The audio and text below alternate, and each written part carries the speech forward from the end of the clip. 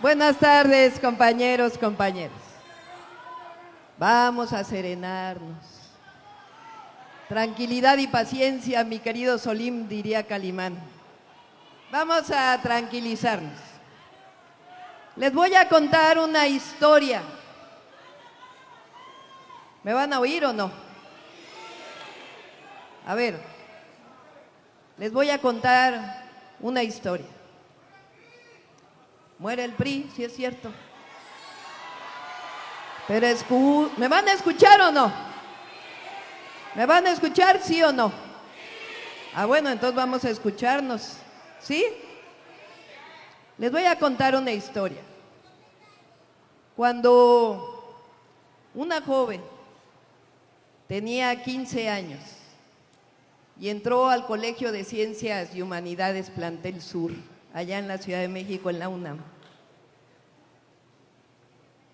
Entré a la universidad, al CCH, a la preparatoria, y a los 15 días de ir al salón de clase, se hizo un movimiento de jóvenes que no habían entrado a la preparatoria, ni siquiera estamos hablando de la universidad, a la preparatoria. Le llamaban el movimiento de rechazados. Fíjense qué terrible la palabra, movimiento de rechazados. ¿Y por qué eran rechazados? Porque no habían tenido la oportunidad de entrar a estudiar la preparatoria. Y yo, que había tenido oportunidad de pasar el examen o de tener una buena calificación y entrar al CCH, me hice la pregunta: ¿por qué yo sí tengo educación y por qué ellos no tienen educación? Todos los jóvenes tienen derecho a estudiar. Y entonces los que estábamos adentro en la universidad acompañamos el movimiento de rechazados. Y gracias a ese movimiento se abrieron nuevas escuelas preparatorias. El Colegio de Bachilleres, el CONALEP, ya sabrán cuántos años tengo, ¿verdad? Porque ya son unos cuantos.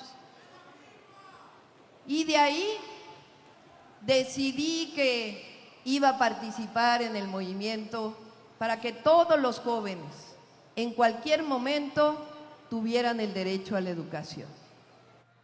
Ahora que fui jefa de gobierno, aumenté al doble las preparatorias de la Ciudad de México e hice 2 nuevas universidades, la Universidad de la Salud y la Universidad Rosario Castellanos, que ya tienen 50,000 estudiantes que de manera gratuita están estudiando la educación superior.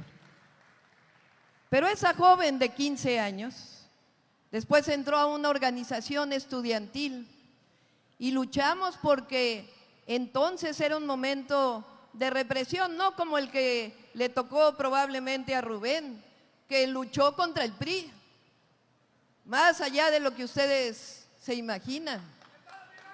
Luchó en contra de la represión, por la defensa de los derechos. Llegó a ser rector de la UAS, pero no porque lo apuntó nadie, por la votación de los estudiantes y los profesores de la universidad. ¿Y por qué luchaba Rubén entonces? En contra de la represión, por la defensa de las libertades y por la educación superior, porque todos los jóvenes de Sinaloa tuvieran el acceso a estudiar libremente, que no se le cerrara las puertas a nadie. Pues esa joven de 15 años después entró a la universidad y estando estudiando física me fui a las comunidades rurales de Michoacán a hacer estufas de leña para apoyar a los que menos tienen, sobre todo a las mujeres campesinas, a que tuvieran estufas eficientes de leña. Y regresando de ahí se vino un movimiento estudiantil muy grande en la universidad.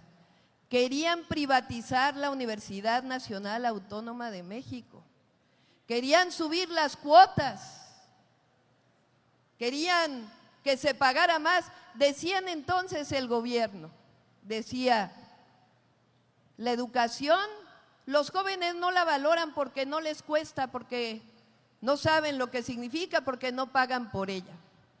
Y entonces los jóvenes universitarios dijimos, la educación no es una mercancía, no es un asunto de pagar, la educación es un derecho y todos los jóvenes tienen derecho a la educación.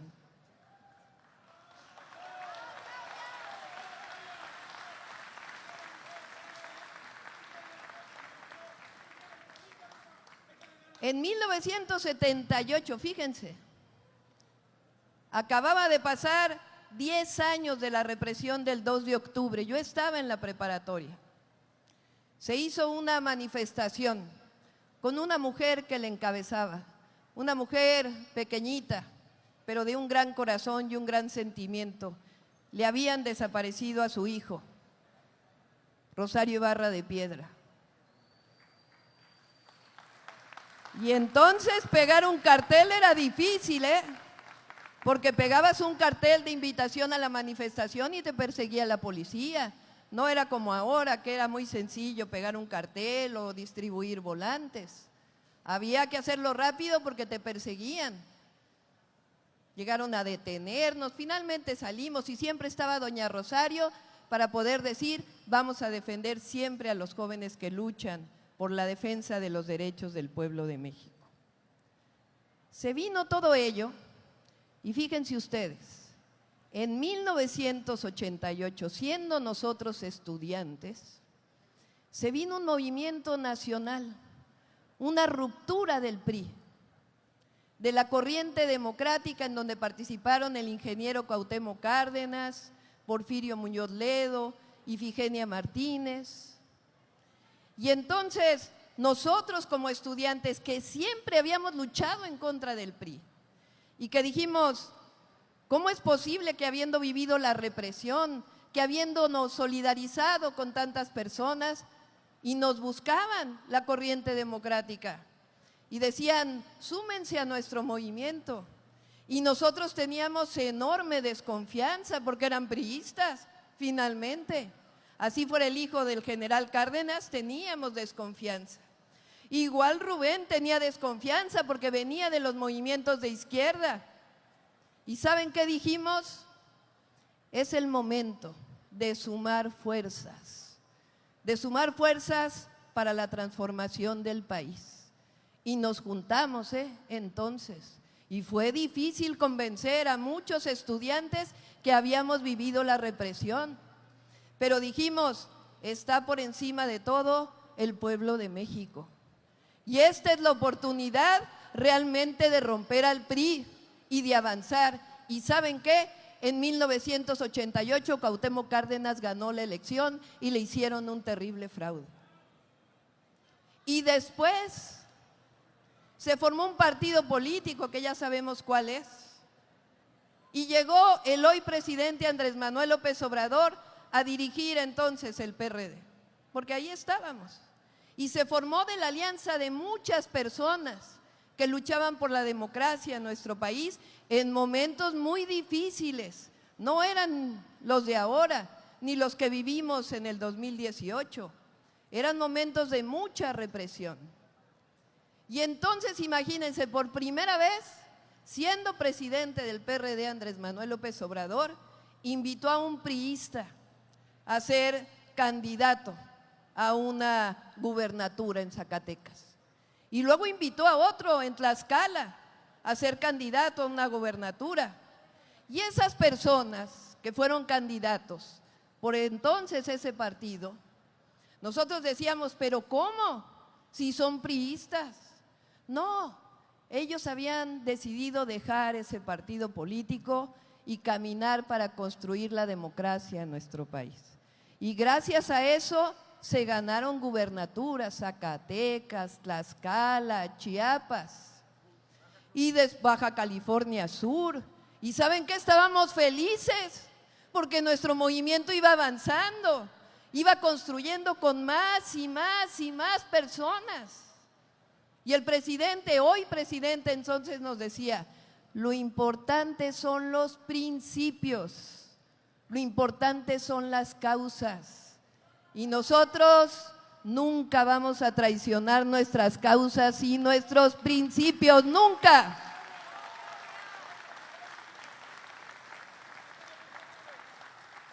Y después fuimos a la jefatura de gobierno con el presidente López Obrador, que llegó a la jefatura de gobierno y diseñó políticas inimaginables para nosotros, que veníamos de la izquierda.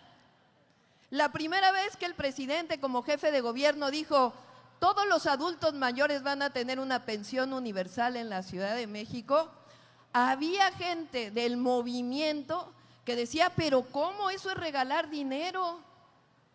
De veras, les estoy contando la verdad. Eso no es una política que venga de un gobierno de izquierda, eso es regalar dinero. Y el presidente lo defendió y dijo: no, los adultos mayores son la historia de la ciudad, son la historia de la patria, han dado su vida para fortalecer a nuestra nación, lo menos que les podemos dar es una pensión universal para que puedan tener al menos su alimento garantizado. Y fue creciendo el movimiento. Y muchos se convencieron de que era la mejor política. Y en el 2006 nos hicieron un fraude, terrible fraude. Y hubo una campaña, muchos de ustedes son jóvenes porque son la nueva generación, pero hubo una campaña terrible contra el presidente en el 2006 después del desafuero. Decían: Andrés Manuel López Obrador, un peligro para México. ¿Se acuerdan? ¿Saben, entre otros, quién coordinó esa campaña? Alfonso Romo, que en el 2012 se unió a nuestro movimiento, un empresario de Nuevo León. ¿Y a poco le dijimos: no, Alfonso Romo, no, tú no, porque el 2006 hiciste una campaña contra el presidente López Obrador? No, llegó y dijo: estaba equivocado. El presidente López Obrador es el mejor hombre que yo he conocido en mi vida y es un humanista.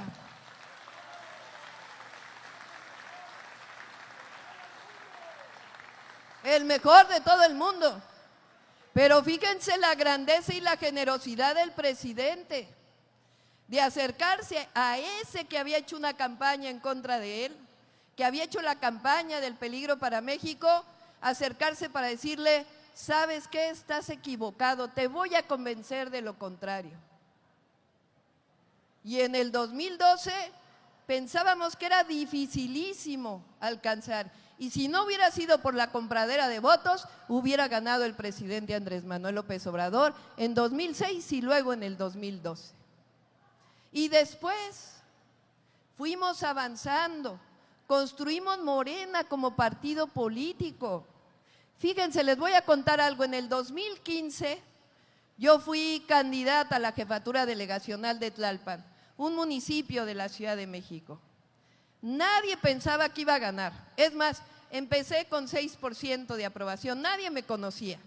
Aunque había participado con el movimiento, muy poca gente me conocía.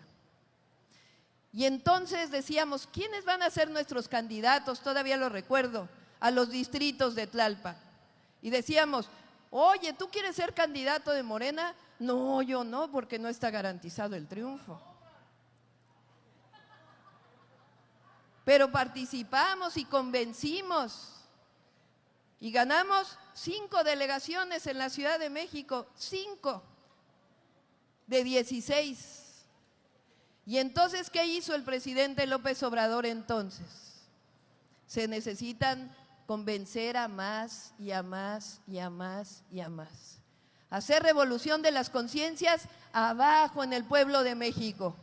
Pero aquel que se arrepienta, que diga: no, ya no creo en ese partido político, creo en el movimiento, pues adelante.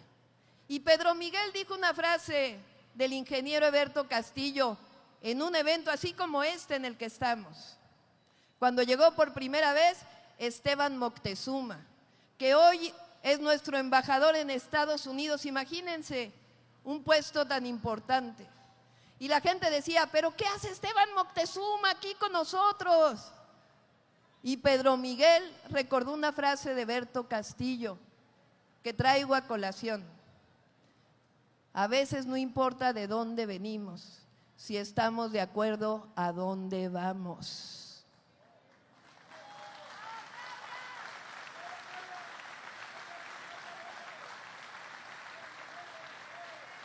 Hasta en la religión hay arrepentimiento, ¿sí o no? Hasta Dios permite el arrepentimiento, ¿sí o no? Entonces, ¿qué es lo que estamos haciendo ahora? Porque en 2017 el presidente invitó a muchas personas. Yo recuerdo que hasta yo decía, pero ¿cómo este está firmando? Si siempre luchó contra nosotros. No, pues resulta que ya no quería estar allá, pero no era por conveniencia política. No, es porque cada vez el PRI y el PAN representaban menos. Eso fue en el 2017 y fue firmando mucha gente, muchísima gente. Hubo unos que firmaron que de plano después nos traicionaron. Ahí está Lili Telles, o ahí está Germán Martínez, que muy pronto dijo no y se fue para otro lado porque en realidad no representaba. Se puede uno equivocar a veces, pero más vale abrir la puerta que cerrarla siempre y hacernos cada vez más chiquitos, más chiquitos, más chiquitos. Fíjense el reto que tenemos hacia el 2024. Fíjense nada más, tenemos que ganar la mayoría calificada en la Cámara de Diputados y en la Cámara de Senadores. La presidencia de la República, la mayoría en la Cámara de Diputados y la mayoría en la Cámara de Senadores. Y les voy a platicar algo, En 2018 no logramos la mayoría calificada al principio. Mario estaba de coordinador de la fracción de Morena en la Cámara de Diputados y le dijo el presidente, necesitamos hacer cambios constitucionales. A ver quién de los diputados que entró por otro partido quiere venirse con nosotros. Y así se logró la mayoría calificada. Y fíjense todo lo que ocurrió. La pensión universal a adultos mayores hoy es constitucional. ¿A poco no valió la pena? Y la beca para jóvenes de preparatoria hoy es constitucional. ¿A poco no valió la pena? Y la corrupción es delito grave. ¿A poco no valió la pena?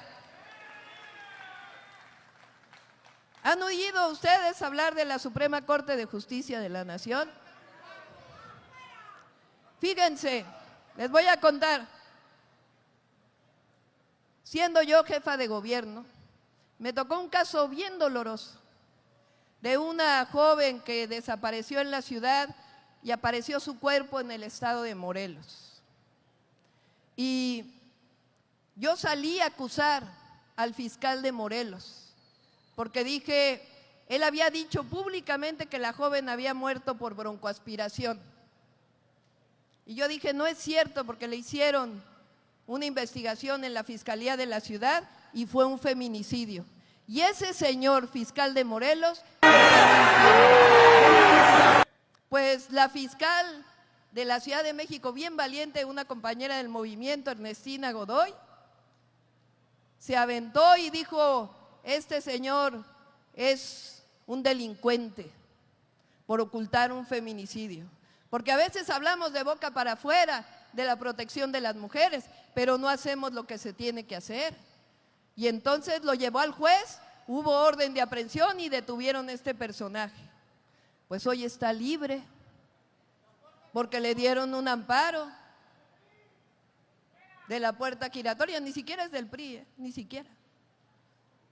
Entonces, ¿tenemos que reformar la Suprema Corte de Justicia, sí o no? ¿Queremos que los ministros se elijan por el pueblo, sí o no? ¿Queremos que los consejeros electorales se elijan por el pueblo, sí o no? Pues para eso necesitamos cambiar la Constitución, porque eso está en la Constitución, y para eso necesitamos una mayoría calificada.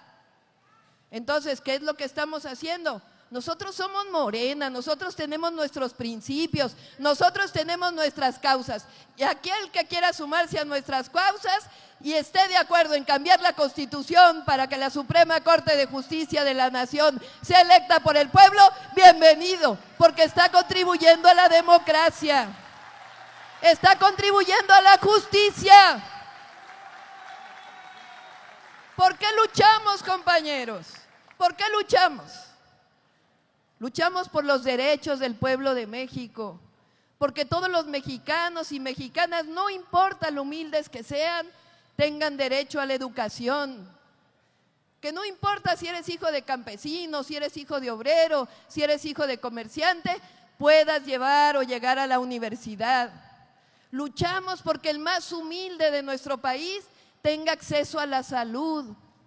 Luchamos porque el más humilde de nuestro país que trabaja en el campo tenga las condiciones para trabajar en el campo, para que tenga una vida digna. Luchamos para que el más humilde de nuestro país tenga acceso a una vivienda digna. Luchamos porque el salario sea cada vez mejor, para que siga aumentando. Luchamos por el trabajo digno de los mexicanos y mexicanas. Y luchamos por la democracia, para que México sea realmente un país democrático. Y luchamos por las libertades, y luchamos también por la soberanía de nuestra nación, para que Pemex sea una verdadera empresa soberana, Comisión Federal de Electricidad, para que el litio se pueda producir, que ahora es de los mexicanos. ¿No luchamos por eso? ¿Sí o no? Y para eso tenemos principios que nos conducen como personas. ¿Qué principios? No robar, no mentir y no traicionar al pueblo de México. Compañeros, no los voy a traicionar nunca. Jamás voy a traicionar al pueblo de México. Yo crecí luchando por la democracia. Yo crecí luchando por la igualdad de los derechos. Nunca vamos a traicionar, nunca. Pero tenemos una tarea histórica. Y esa tarea histórica no la tiene Claudia Sheinbaum, la tienen ustedes. La tenemos todos los mexicanos y mexicanas. Por eso estamos diciendo, aquel que esté de acuerdo con los principios de Morena, que ya no se sienta a gusto allá con esos partidos que representan el pasado, no es que le vamos a dar una candidatura. No, compañeros, no se equivoquen. Nosotros no negociamos candidaturas en lo oscurito, ni hacemos pactos de cúpula. Nosotros hacemos encuestas.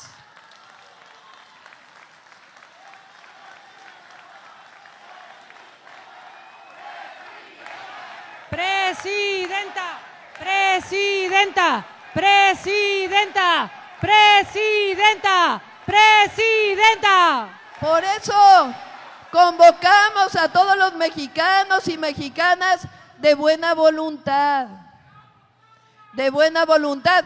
Fíjense nada más, qué maravilla. Elmer Mendoza está firmando para que continúe el movimiento de transformación. Por cierto, soy fan y admiradora. Fíjense nada más, Julio César Chávez dice que está de acuerdo con el movimiento de transformación.